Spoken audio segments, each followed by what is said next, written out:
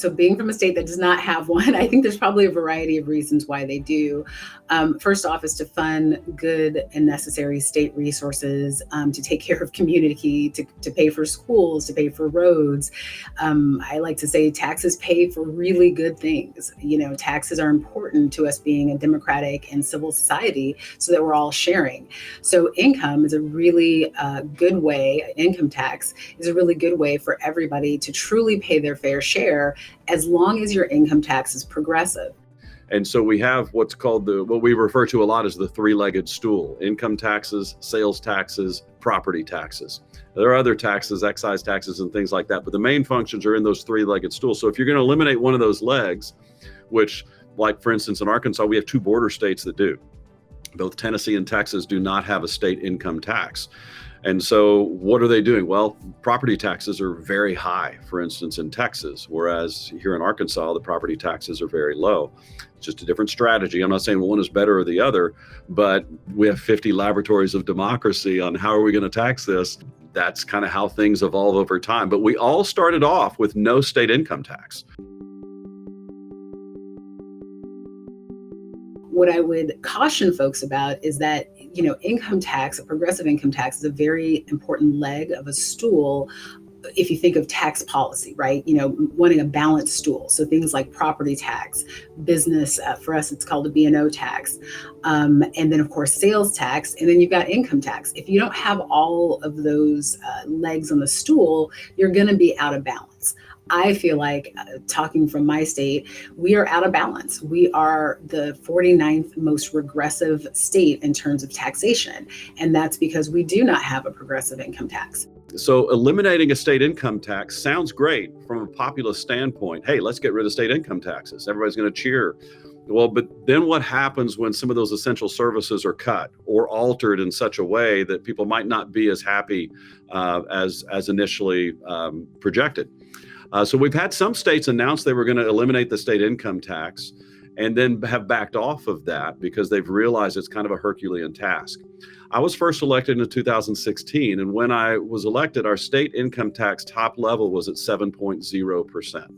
What we have done is just trimmed away over the past few sessions to where now we're at 3.9%. So we've almost cut the state income tax in half.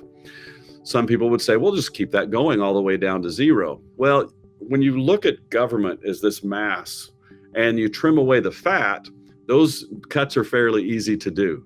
It's when you get to the really serious hard things, okay, now we can't just eliminate the state income tax without providing another revenue stream for some of those essential services.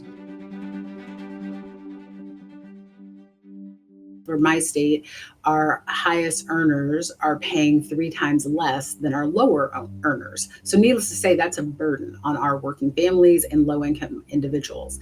So the way we should be able to balance that is by folks paying more of their fair share by having a more progressive tax code, meaning that the percentage of what you're paying should be based on what you are making or potentially your wealth. So I think when we talk about balanced, I use an example of Idaho. Idaho is considered a red state. I'm in Washington State. We're considered a blue state. Idaho has a much more progressive tax code than we do, much more. They've got all the elements of the stool. Folks like to say, things are great because it's a red state. Well, for me as a tax nerd, it's great because they've got a very balanced approach to taxes. They have all the legs. Well, and every state's going to have different needs. Every state's going to have a different economy that they're going to have to address. But if you can do so with that principle in mind, is you tax to the need, but the first dollar that you take that you don't have to take, you have to recognize that's hurting the economy. And certainly when you go beyond that, that's hurting the economy because you are taking more than you need. So that's where you have to have a very robust discussion, a robust legislative discussion. And those legislative discussions have to be driven by what's going on with the people that you represent. People need to be engaged. We need to hear from business owners. We need to hear from families, from single parents. We need to hear from churches. We need to hear from everybody who's participating in this economy and seeing things on the front line so that we can best know how to best implement policies that are going to bring more prosperity to more people in a shorter period of time than what we currently are. So first off, fairness is a big thing. Who pays and how much they pay really does matter, and that does come down to fairness. The thing is that taxes pay for, I do like to also say revenue needs a reason.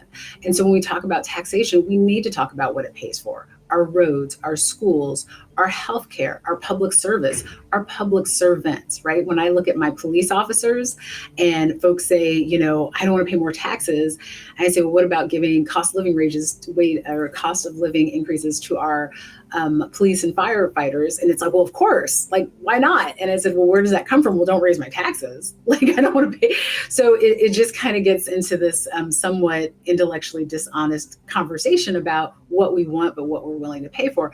As policymakers, I truly believe it's our job to just thread that needle. I mean, taxes by their nature are taking. And so you don't want to rely on taxes to continue to take.